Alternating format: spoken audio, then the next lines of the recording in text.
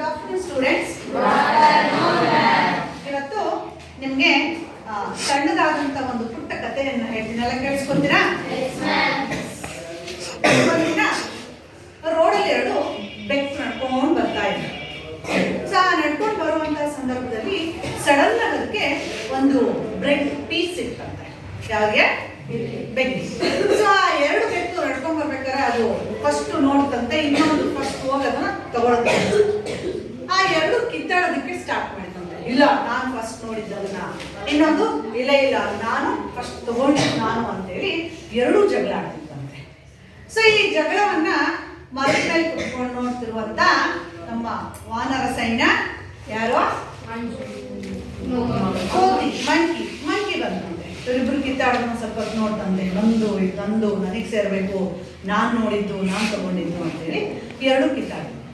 So ಆ ಕಿತ್ತಾಡೋಣ ನೋಡಿ ಇದಕ್ಕೆ ಅದನ್ನ ನೋಡ್ಬಿಟ್ಟು, ಬನ್ನಿ ನಿಮ್ಗೆ ನ್ಯಾಯ ಒದಗಿಸ್ಕೊಡ್ತೀನಿ, ನೀವಿಬ್ರು ಜಗಳ ಆಡ್ತಿದ್ದೀರಲ್ವಾ, ಬನ್ನಿ ಅಂತೇಳಿ ಅವರಿಬ್ರು ಎರಡು ಬೆಕ್ಕುಗಳನ್ನ ಕರೆದ್ಬಿಟ್ಟು ಹತ್ರಕ್ಕೆ ಕೇಳಿಸ್ತಂತೆ. ಯಾಕೆ ಜಗಳ ಆಡ್ತಿದ್ರೆ? ಹಿಂಗೆ ನಾನು ನೋಡಿದೆ, ಇದು ನಾನು ತಗೊಂಡೆ, ನನಗೆ ಪೂರ್ತಿ ಸೇರ್ಬೇಕು.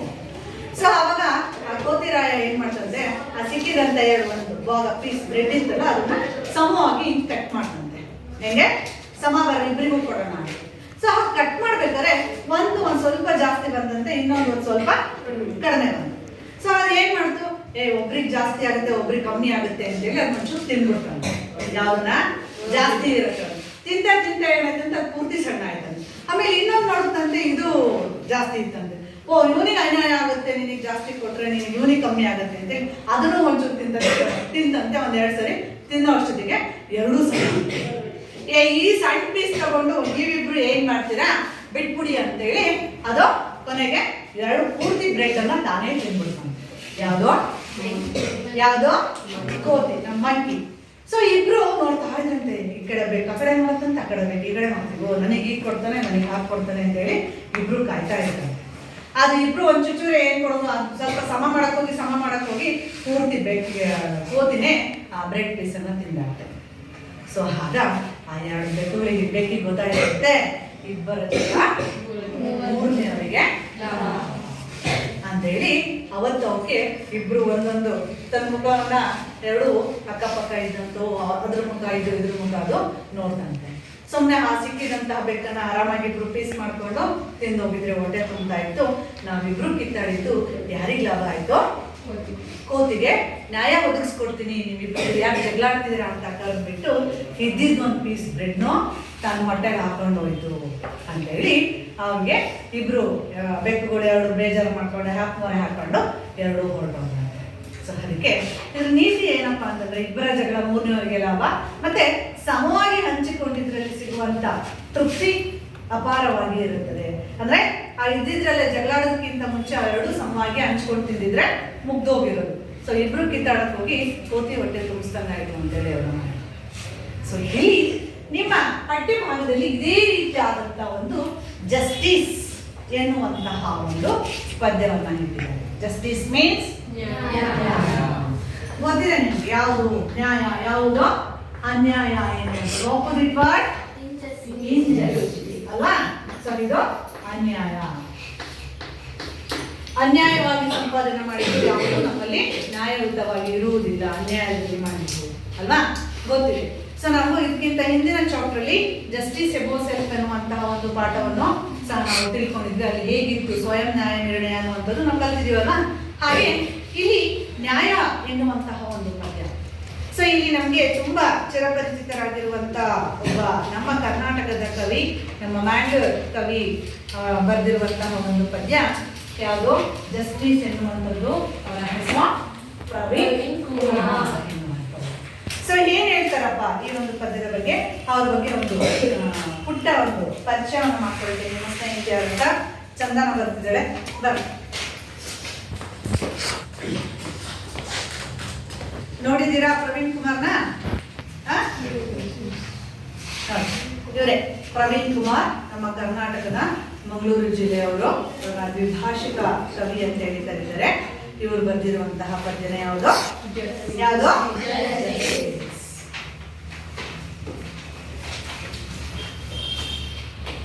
Praveen Kumar here began word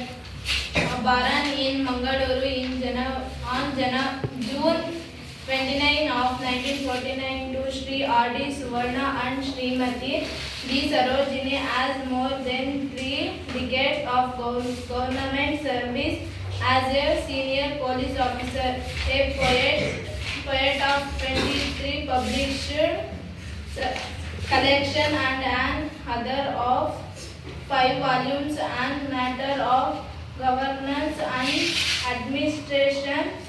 He is a intellectual circuits. He presently lives in Bengaluru with his family. Good. ಯಾರೋ ಪ್ರವೀಣ್ ಕುಮಾರ್. ಸೊ ಇವರು ನಮ್ಮ ಕರ್ನಾಟಕದ ಮಂಗಳೂರು ಜಿಲ್ಲೆಯವರು. ನಮ್ಗೆ ಇವರು ಹೇಳ್ತಾರೆ ಇಸ್ ದ ಬಿಲಾಂಗ್ವೆಲ್ ಪೊಯೆಟ್. ಬಿಲಾಂಗ್ವೆಲ್ ಮೀನ್ಸ್ ಏನೋ ದ್ವಿಭಾಷೆ. ಬಿಲಾಂಗ್ವೆಲ್ ಮೀನ್ಸ್ ದ್ವಿಭಾಷೆ, ಎರಡು ಭಾಷೆಯನ್ನ ಗೊತ್ತಿರುವಂತಹ ಅಥವಾ ಎರಡು ಭಾಷೆಯಲ್ಲಿ ಅವರು ತಮ್ಮ ಕವಿ ಆಗಿ ಕೆಲಸವನ್ನು ನಿರ್ವಹಿಸಿದರು. ಬಿಲಾಂಗ್ವೆಲ್ ಪೊಯೆಟ್. Born in Mangalore.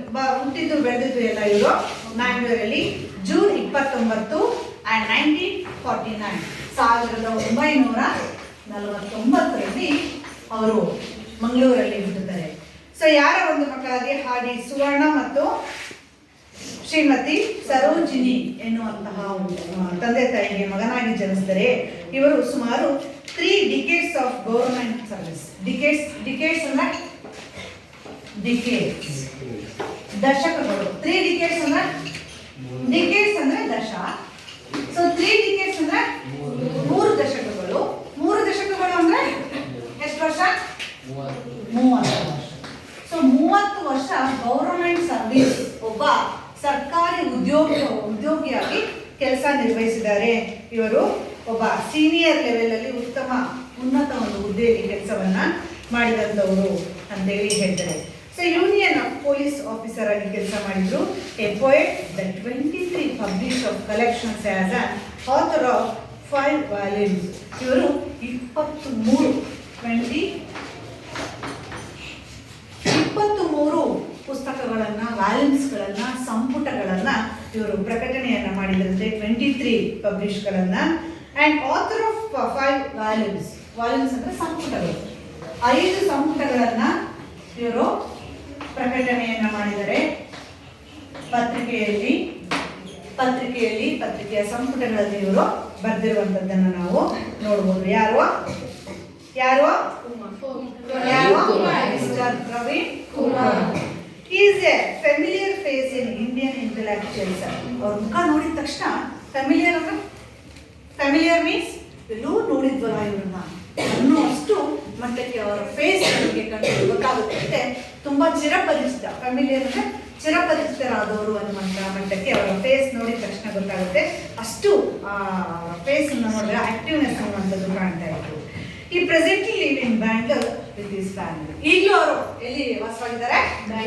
ಬೆಂಗಳೂರಲ್ಲಿ ತಮ್ಮ ಕುಟುಂಬದವರ ಜೊತೆಯಲ್ಲಿ ಬೆಂಗಳೂರಲ್ಲಿ ವಾಸವಾಗಿದ್ದಾರೆ. ಸೊ ಈ ರೀತಿಯಾಗಿ ಕನ್ನಡ ಒಂದು ಪದ್ಯವನ್ನ ಕನ್ನಡಕ್ಕೆ ಜೊತೆಗೆ ಇಂಗ್ಲಿಷ್ನಲ್ಲಿ ಇವರು ಪದ್ಯಗಳನ್ನ, ಸಂಪುಟಗಳನ್ನ ಬರೆದಿರುವಂಥದ್ದನ್ನು ನಾವು ನೋಡ್ಬೋದು. ಒಬ್ಬ ಮಂಗಳೂರಿನ ಒಬ್ಬ ಕವಿಯಾಗಿ ನಮಗೆ ಕಂಡು ಬರ್ತಾರೆ mister Praveen Kumar.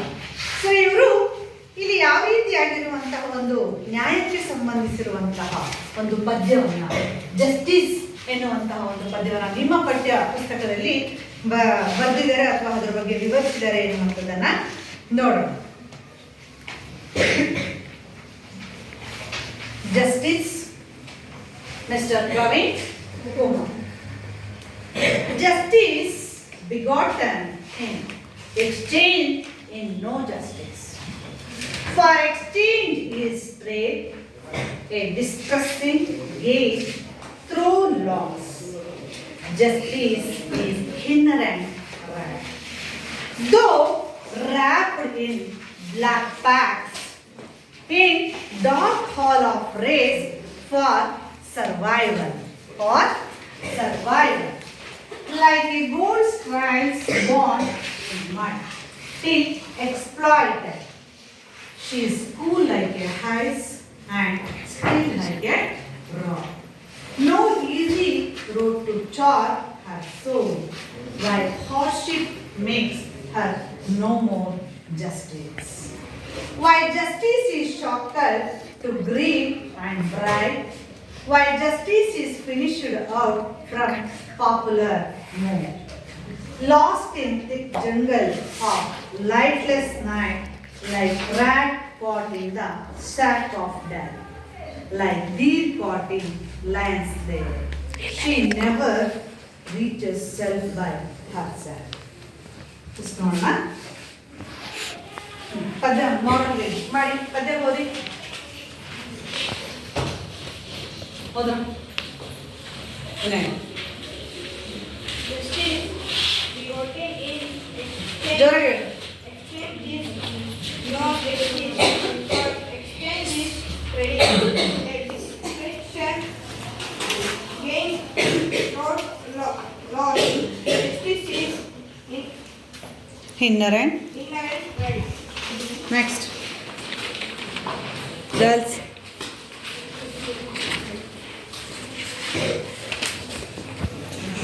So wrapped in black cats, in dark hall of race for survival, like gold strings bound in mud, still exploited.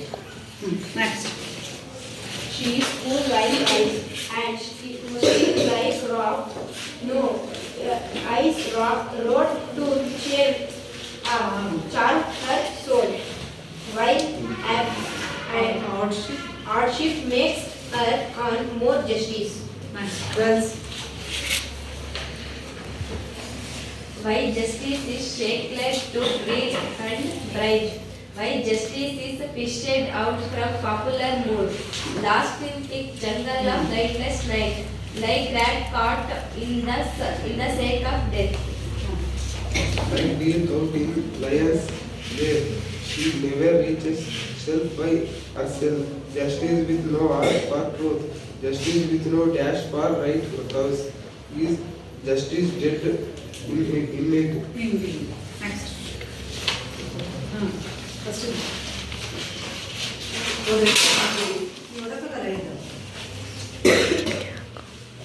Justice begotten in an exchange is no justice, for exchange is a trade. A distressing gain from loss. Justice is a inherent right. Next. Thought warped back past, the dark hall of race for survival, like God drive bought in root, tell Exploit. exploit. Next. She is tall like cool like ice and still like rock. No ice rock to char her soul. Well, like she makes her no more justice. ಹತ್ರ ಬಂದು ಜೋರಾಗಿ Why justice is fished out from popular mood. Lost in thick jungle of night, like rat in the sake of death. Next.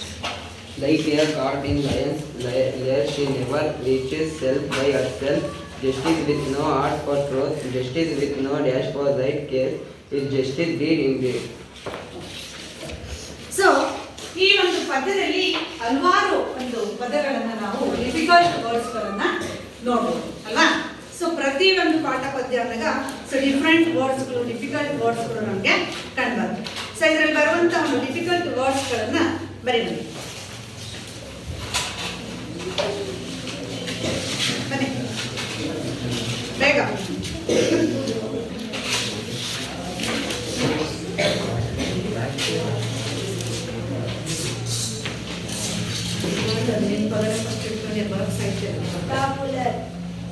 ಏನೋ popular ಜನಪ್ರಿಯ.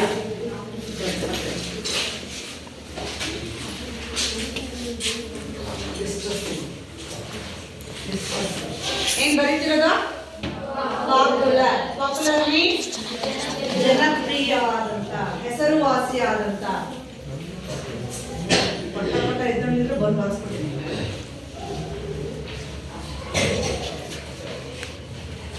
Next good clap ಮಾಡಿ.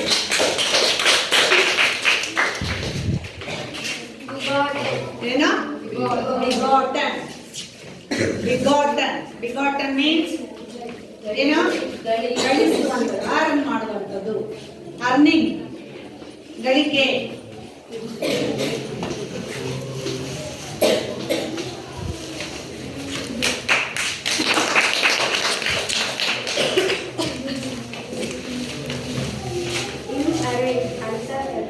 ನಂತರ ಏನೋ inherent.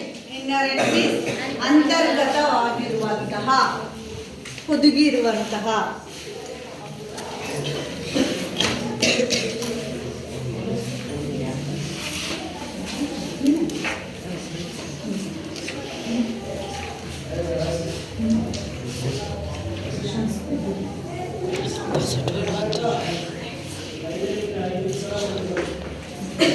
ಏನ್ ಬರಲ್ಲ?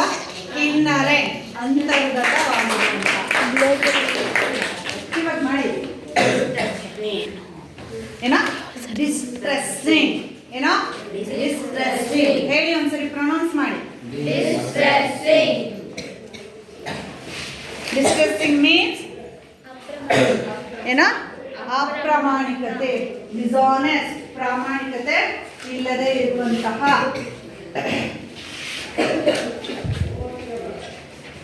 ಡಿಸಾನೆಸ್ಟ್.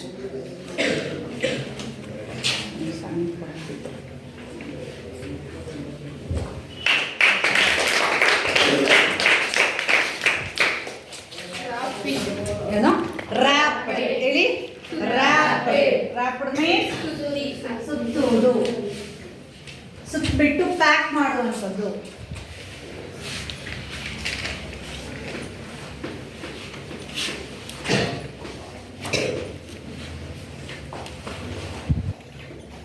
ರ್ಯಾಪಿಡ್.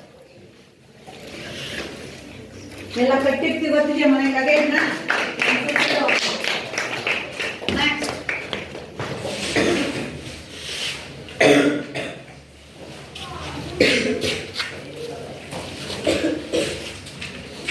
ಏನೋಡು?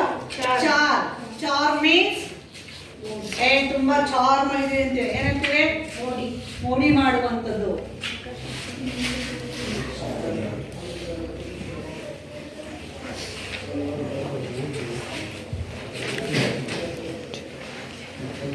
ಚಾರ್ ಅಟ್ರಾಕ್ಟ್ ಮಾಡುವಂಥದ್ದು. ಚಾರ್. ನೆಕ್ಸ್ಟ್ ಎಸ್ ಏನು? Shackle.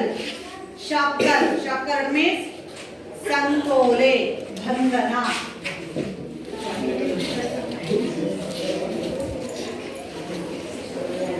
Shackle.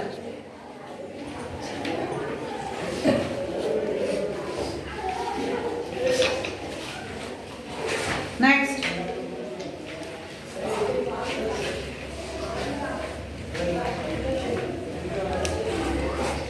Good clap ಮಾಡಿ.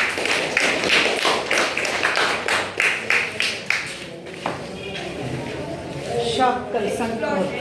ಎಕ್ಸ್ಪ್ಲಾಯ್ಟೆಡ್. ಏನ? ಎಕ್ಸ್ಪ್ಲಾಯ್ಟೆಡ್. ನೀವು ಬರೀ ಹೇಳಿದ್ರಿಪ್ಪ. ಎಕ್ಸ್ಪ್ಲಾಯ್ಟೆಡ್. ಎಕ್ಸ್ಪ್ಲಾಯ್ಟೆಡ್ ಮೀನ್ಸ್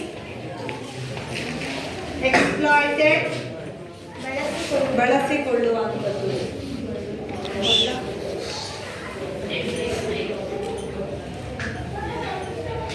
ಬಳಸಿಕೊಳ್ಳುವಂಥದ್ದು, ಯೂಸ್ ಮಾಡ್ಕೊಳ್ಳುವಂಥದ್ದು. Next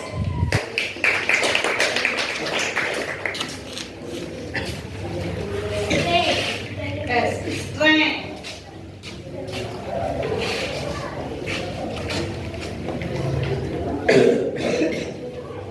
strength.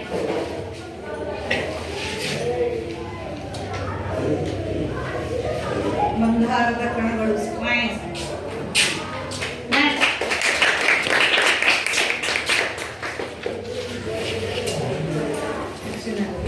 ಸರ್ವೈವಲ್. ಬದುಕುಳಿಯುವಂಥದ್ದು. ಸರ್ವೈವಲ್ ಬದುಕಿ ಉಳಿಯುವಂಥದ್ದು.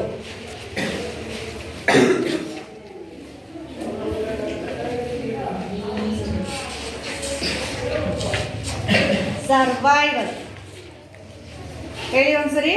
Survival.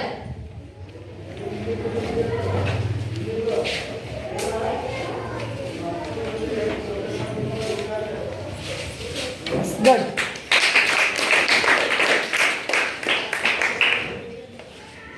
Indeed, ನಿಜ. ಇಂಡೀಡ್, ನಿಜವಾಗಿಯೂ. ಇಂಡೀಡ್.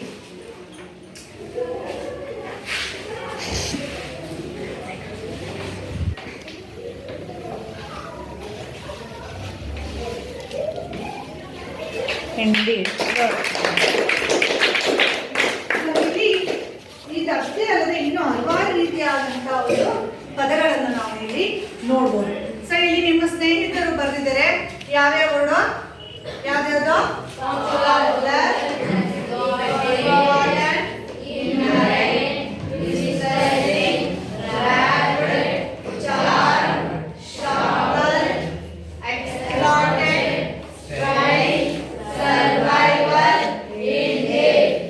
ಅಲ್ಲದೆ ಬೇರೆ ರೀತಿಯಾದಂತಹ ಪದಗಳನ್ನು ಸಹ ನಾವು ಈ ಒಂದು ಪದ್ಯದಲ್ಲಿ ನೋಡ್ಬೋದು. ಯಾವ ಅಂತ ಹೇಳ್ತೀನಿ. ಸೊ ಇಲ್ಲಿ ಮಿಸ್ಟರ್ ಪ್ರವೀಣ್ ಕುಮಾರ್ ಅವರು ಜಸ್ಟಿಸ್ ಎನ್ನುವಂತಹ ಒಂದು ಪದ್ಯ ಹೇಗಿದೆ, ನ್ಯಾಯ ಎನ್ನುವಂಥದ್ದನ್ನ ನಾವು ಹೇಗೆ ದೊರಕಿಸ್ಕೊಳ್ಬೇಕು, ಹೇಗೆ ಅದನ್ನ ಹುಡುಕೊಳ್ಬೇಕು. ಸೊ ಇತ್ತೀಚಿನ ದಿನಗಳಲ್ಲಿ ನಾವು ನ್ಯಾಯವನ್ನ ಯಾವ ರೀತಿಯಾಗಿ ಯಾರ ಹತ್ರ ಇರುವಂಥದ್ದು, ಯಾರ ಹತ್ರ ಇದೆ ಎನ್ನುವಂಥದ್ರ ಬಗ್ಗೆ ನಮಗೆ ಗೊತ್ತಿದೆ. ಸೊ ಇಲ್ಲಿ ಹೇಳ್ತಾರೆ justice begotten in exchange is no justice. ನಾವು ನ್ಯಾಯವನ್ನ ಬಿಗಾಟನ್ ಮೀನ್ಸ್ ನಡೆಸುವಂಥದ್ದು, ಪಡ್ಕೊಳ್ಳುವಂಥದ್ದು, ಅದನ್ನ ಉಳಿಸ್ಕೊಳ್ಳುವಂಥದ್ದು. In exchange is no justice. ಅದನ್ನ ಪಡ್ಕೊಳ್ಬೇಕು ಹೊರತು ಬೇರೆ ಯಾವುದೇ ಒಂದು ಕೆಲಸಕ್ಕೆ ಅದನ್ನ ಎಕ್ಸ್ಚೇಂಜ್ ಮಾಡಲಿಕ್ಕೆ, ಎಕ್ಸ್ಚೇಂಜ್ ಮೀನ್ಸ್ ಬದಲನ್ನ ಮಾಡಲಿಕ್ಕೆ ಆಗಲ್ಲ. ಸೊ ಯಾವುದೋ ಒಂದು ವಸ್ತು ಆದ್ರೆ ನಾವು ಅದನ್ನ ಎಕ್ಸ್ಚೇಂಜ್ ಮಾಡ್ಕೊಳ್ಬಹುದು, ಆದ್ರೆ ಈ ಒಂದು ನ್ಯಾಯ ಎನ್ನುವಂಥದ್ದನ್ನ ಬದಲು ಮಾಡ್ಕೊಳ್ಳುವಂಥದ್ದು. ನಾನು ನಿನಗೆ ಇಷ್ಟು ಕೊಡ್ತೀನಿ, ನನಗೆ ಇಷ್ಟು ಕೊಡು, ಅಥವಾ ಅಂಗಡಿಲಿ ಹೋಗ್ಬಿಟ್ಟು ಒಂದು ಜಸ್ಟಿಸ್ ಒಂದು ಅರ್ಧ ಕೆಜಿ ತನ್ನಿ ಅಂದ್ರೆ ಸಿಗುತ್ತಾ? ಸೊ ಈ ನ್ಯಾಯ ಎನ್ನುವಂಥದ್ದನ್ನ ನಾವು ಗಳಿಸ್ಕೊಳ್ಬೇಕು. To exchange is no justice. ನಾವು ನ್ಯಾಯವನ್ನ ಎಕ್ಸ್ಚೇಂಜ್ ಮಾಡಲಿಕ್ಕೆ, ಪಡ್ಕೊಳ್ಳೋದಿಕ್ಕೆ ಅಥವಾ ಕೊಡೋದಿಕ್ಕೆ ಬರೋದಿಲ್ಲ. For exchange is trade. Trade means ವ್ಯಾಪಾರ. ನಾವು ಇದನ್ನ ಎಕ್ಸ್ಚೇಂಜ್ ಮಾಡಬೇಕು ಅಂತಂದ್ರೆ ಇದೇನು ವ್ಯಾಪಾರದ ವಸ್ತುನ ವ್ಯಾಪಾರದ ವಸ್ತುವಲ್ಲ. ಸೊ ನಾವು ಇದನ್ನ ನ್ಯಾಯದಿಂದ ಎಕ್ಸ್ಚೇಂಜ್ ಅನ್ನ ಮಾಡಲಿಕ್ಕೆ ಇದು ವ್ಯಾಪಾರದ ವಸ್ತುವಲ್ಲ. A distressing gain through loss. Distressing means ಅಪ್ರಾಮಾಣಿಕತೆ. ಸೊ ನಾವು ಅದನ್ನ ಡಿಸಾನೆಸ್ಟ್ ಆಗಿ ನಾವು ಅದನ್ನ ಪಡ್ಕೊಂಡಿಲ್ಲ, ಅಪ್ರಾಮಾಣಿಕತೆಯಿಂದ ಪಡ್ಕೊಂಡಿಲ್ಲ. ನಾವೆಲ್ಲ ಪ್ರಾಮಾಣಿಕವಾಗಿದ್ದು, ನಾವೆಲ್ಲ ಆನೆಸ್ಟ್ ಪೀಪಲ್, ನಾವೆಲ್ಲ ಪ್ರಾಮಾಣಿಕವಾಗಿದ್ದೀವಿ. A distressing gain through loss. ನಾವು ಅದನ್ನ ಅಪ್ರಾಮಾಣಿಕತೆಯಿಂದ ಗಳಿಸಿಲ್ಲ, ಗೇನ್ ಅನ್ನ ಗಳಿಸಿಲ್ಲ. ಸೊ ಅದನ್ನ ನಾವು ಲಾಸ್ ಮಾಡ್ಕೊಳ್ಳೋದಕ್ಕೆ ಅಥವಾ ನಾವು ಅದನ್ನ ಕಳ್ಕೊಳ್ಳೋದಕ್ಕೆ.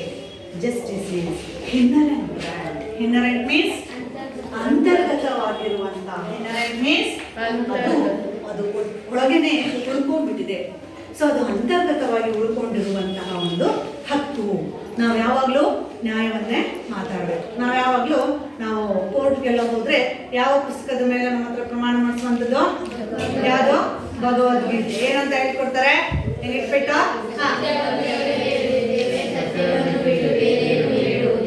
ಅಂತ ಮಾಡ್ತೀವಿ.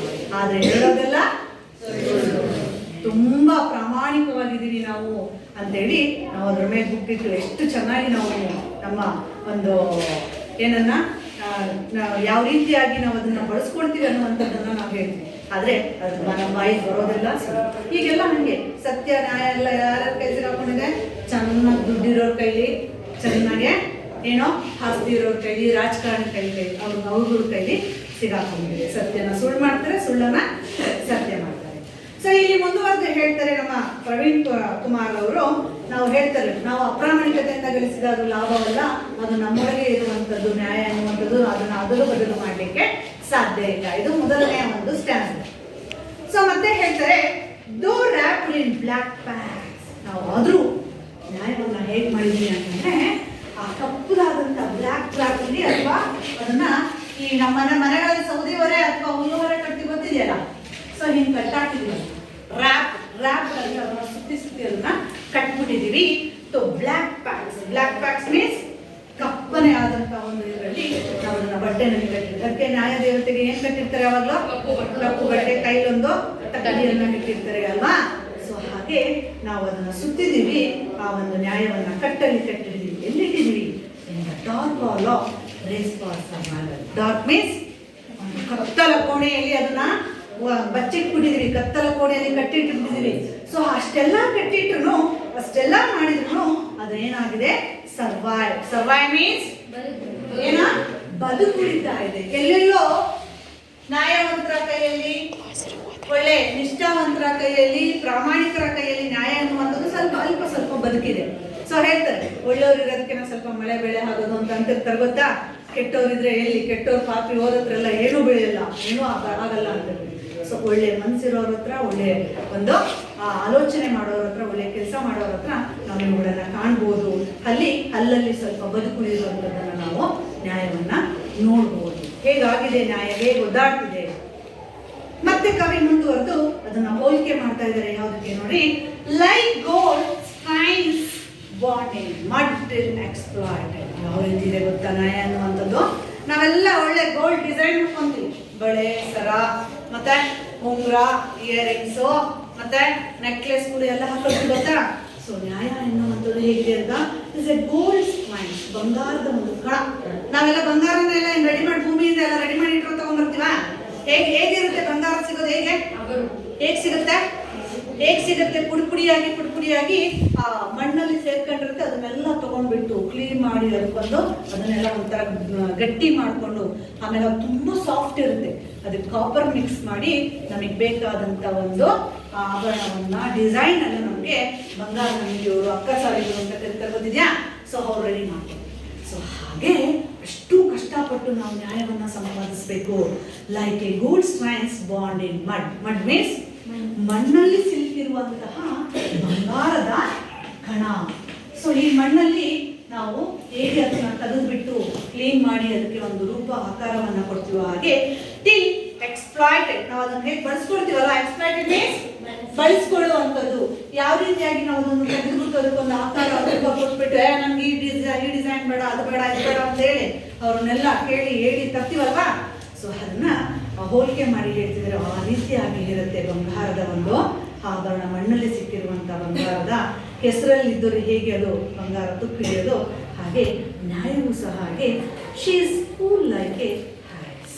ಕೂಲ್ ಮೀನ್ಸ್ ತಣ್ಣಗೆ ಇರುವಂತಹ, ಕವಿ ಹೋಲಿಕೆ ಮಾಡಿ ಹೇಳ್ತಾ ಇದ್ದಾರೆ ನೋಡ್ರಿ. ಶಿ ಮೀನ್ಸ್ ಅವಳು, ನ್ಯಾಯ ದೇವತೆ, ಅವಳು ಹೇಗಿರ್ತಾರೆ? Cool like a ice. Ice cream ತಿಂತೀವಲ್ವಾ, ತಣ್ಣಗಿರ್ತಾಳೆ. Still like a rock. ಅನ್ನೊಂದ್ಸರಿ ಏನಾಗುತ್ತೆ? Still like a rock. Rock means ಅವಳು ಬಂಗಾರದಷ್ಟೇ ಸಾಫ್ಟು, ಹಾಗೆ ಕಲ್ಲಿನಷ್ಟೇ ಕಠಿಣ, ಕಲ್ಲಿನಷ್ಟೇ ಮೃದು. ಬಂಗಾರದಷ್ಟು ಸಾಫ್ಟ್ ಆಗಿದ್ದು ಹರಿಸಷ್ಟು ತಣ್ಣಗೆ ಹೇಗಿರ್ತಾಳೋ ಹಾಗೆ. ಸೊ ಅವಳು ಸ್ಟಿಲ್ ಲೈಕ್ ರಾಕ್, ಏನೋ ಕಲ್ಲಿನಷ್ಟೇ ಗಟ್ಟಿಯಾಗಿ ಇರ್ತಾಳೆ. No easy road to charming her so charm. ಅವಳನ್ನು ಆಕರ್ಷಿಸೋದು, ಅವಳನ್ನು ಹುಡುಕೋದು ನಿಜವಾಗ್ಲೂ ಈಸಿ ಇಲ್ಲ. ಈಸಿ ಮೀನ್ಸ್ ಸುಲಭ ಅಲ್ಲ. ಅವಳನ್ನಷ್ಟು ಬೇಗ ಅವಳನ್ನ ಆಕರ್ಷಿಸೋದು, ಅವಳನ್ನ ಮೋಡಿ ಮಾಡೋದು, ಅವಳನ್ನ ಕರ್ಕೊಂಡು ಬರೋದು ಅಥವಾ ಅವಳನ್ನ ಅಟ್ರಾಕ್ಟ್ ಮಾಡೋದು ಅಷ್ಟು ಈಸಿ ಅಲ್ಲ. ವೈ ಹಾರ್ಡ್ಶಿಪ್ ಮೇಕ್ಸ್ ಹರ್ ನೋ ಜಸ್ಟಿಸ್. ನಿಜವಾಗ್ಲೂ ಆ ವೇಳೆ ನಾವು ಎಷ್ಟು ಹಾರ್ಡ್ಶಿಪ್ ಮೀನ್ಸ್ ಕಷ್ಟ, ಎಷ್ಟು ನಾವು ಅದನ್ನ ಕಷ್ಟಪಡ್ತೀವಿ. Means no more justice. ನಾವು ಒತ್ತಾಯಪೂರ್ವಕವಾಗಿ ಅದನ್ನ ತುಂಬಾ ಕಷ್ಟಪಟ್ಬಿಟ್ಟು ಯಾವ ರೀತಿಯಾಗಿ ನ್ಯಾಯವನ್ನ ನಾವು ಎಲ್ಲೆಲ್ಲೋ ಹೋಗಿ ಸೀಳಿದ ಹರಿಯಲ್ಲಿ ಹುಡುಕಿರೆ ಪಡೆಯೋಕೆ ಆಗೋದಿಲ್ಲ. ಅದನ್ನ ಒತ್ತಾಯವಾಗಿ ಸಹ ನಾವು ನ್ಯಾಯವನ್ನ ಪಡೆಯೋಕೆ ಸಾಧ್ಯವಿಲ್ಲ.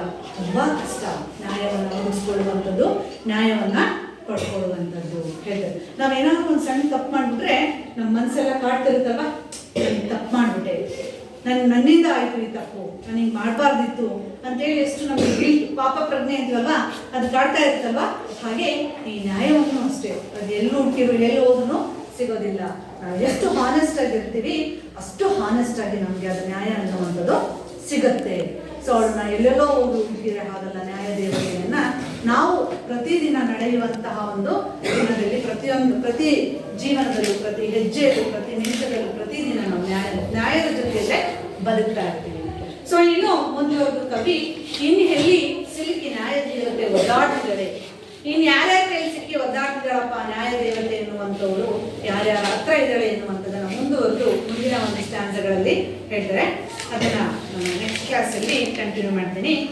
ಈಗ ಇದರಲ್ಲಿ ಬರುವಂತಹ ಕೆಲವೊಂದು ಆಪೋಸಿಟ್ ವರ್ಡ್ಸ್ ಇದೆ, ಮತ್ತು ಗ್ಲೋಸರಿ ವರ್ಡ್ಸ್ ಇದೆ, ಮತ್ತು ಕ್ವಶನ್ ಆನ್ಸರ್ಸ್ ಇದೆ. ಅವುಗಳನ್ನ ಅಟೆಂಡ್ ಮಾಡ್ತೀನಿ. Yes bar.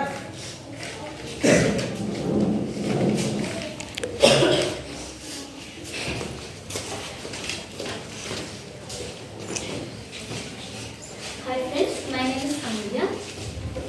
Opposite words: bright, dark, thick, thin, justice, injustice, right, wrong, like, dislike, black, white, easy, hard, cool, hot, in, out, less, more, but, death, never, almost. Thank you friends. Next.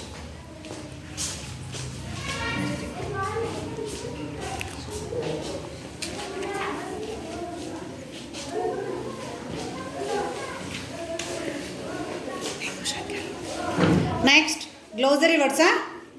Yes.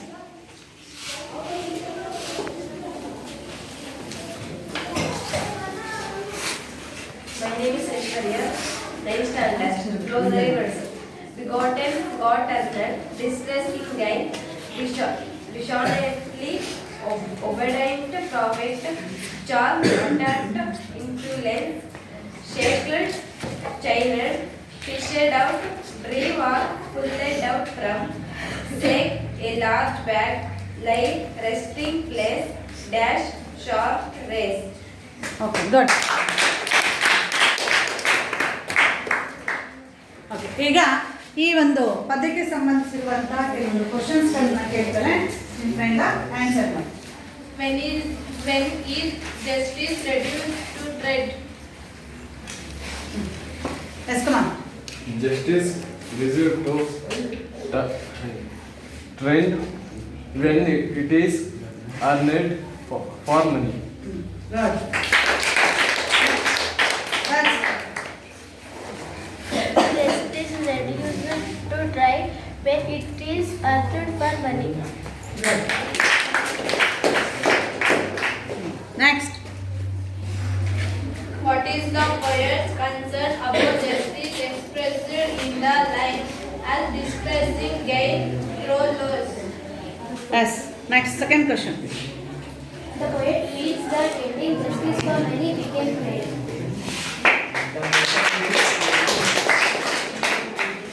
The poet feels getting justice for money become ready. The poet feels getting justice for money become ready.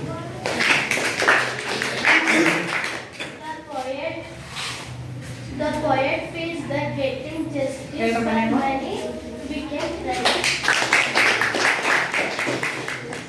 What kind of a right is justice? According to the inherent right is justice. Boys.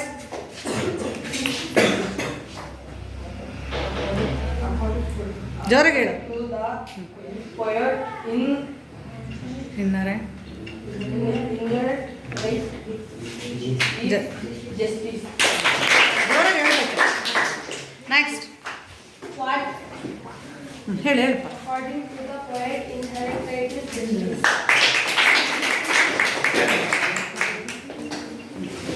Next question ಕೇಳು.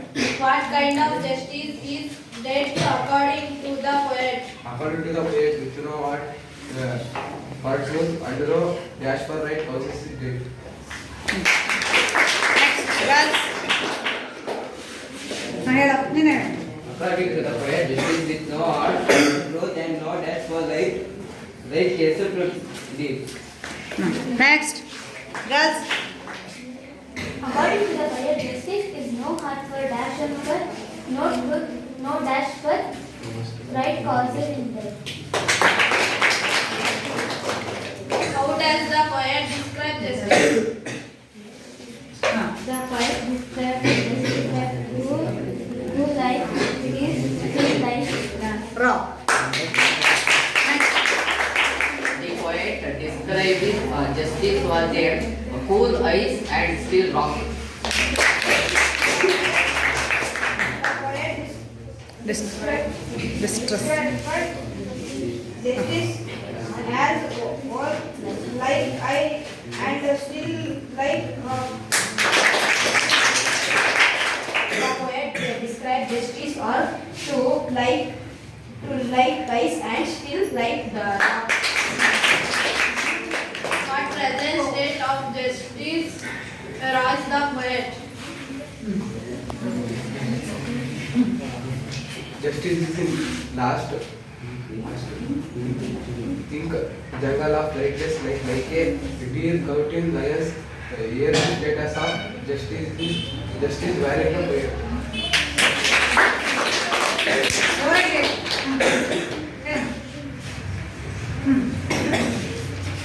Justice lost in a thick jungle in a lightless place, like a rat in cars in a lion led. Less. Okay, good. Okay, ಮುಂದಿನ ತರಗತಿಯಲ್ಲಿ ಇನ್ನು ಉಳಿದಂತಹ ಒಂದು ಪದ್ಯದ ಸ್ಟ್ಯಾನ್ಸಗಳನ್ನು ಮಾಡೋಣ. Question ಕೇಳಿದಂತ